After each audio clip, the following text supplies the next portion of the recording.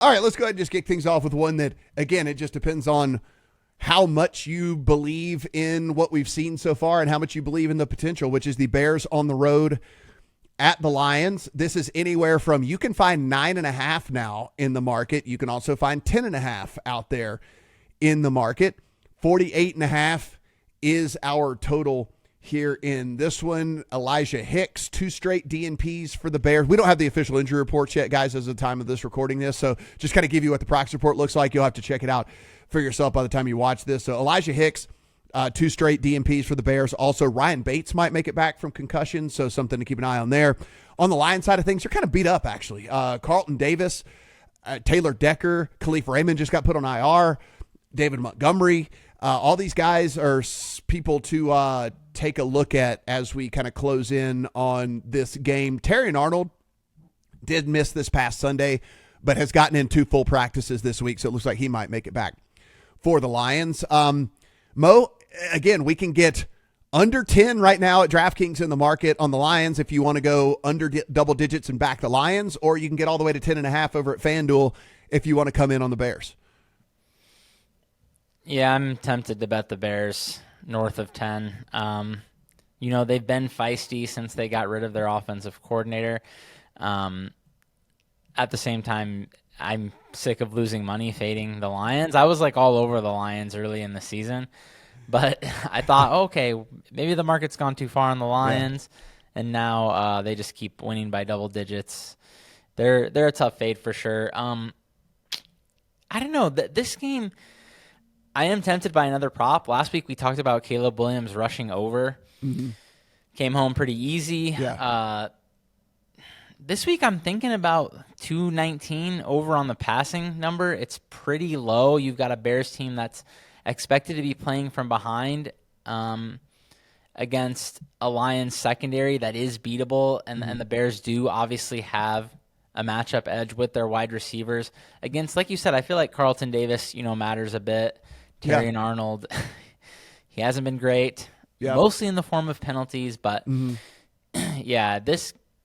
should be a decent matchup for them. And I mean, Caleb just went for 340 on a good Vikings defense, 237, I think, the week before. So he's gone over this number both games with Thomas Brown calling the plays. And like I said, this game is when they're actually expected to be playing from behind. So it seems like a low number in an indoor game here with a relatively high total.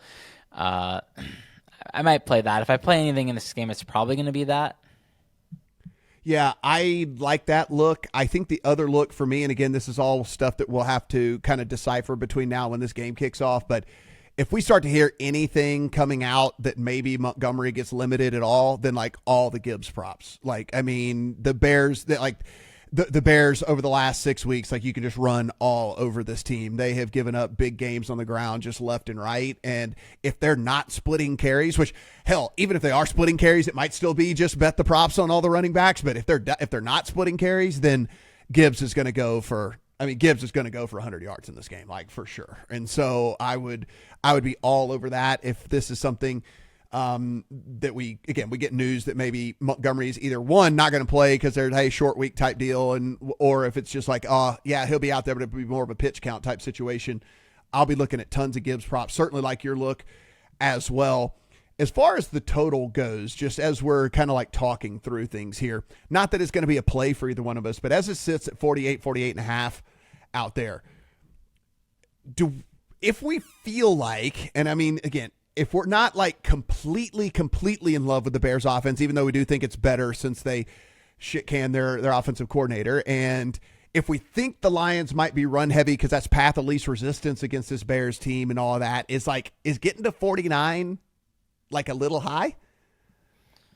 Yeah, I think the Lions, it's like you said, they are probably just going to run the ball a lot, right? So at the same time, they do tend to get chunks when they do. Yeah, that's true. So there's that. Yeah. And there's the fact that these Bears receivers do have a nice matchup edge. So I don't. It's probably a good number, but yeah, I could definitely see a wide range of things happening in this game, especially after that Lions kind of more of a defensive struggle against the Colts. everyone's in love with this offense after they score 50, but then they start to play real NFL teams. They look a little bit more mortal, you know? Yeah.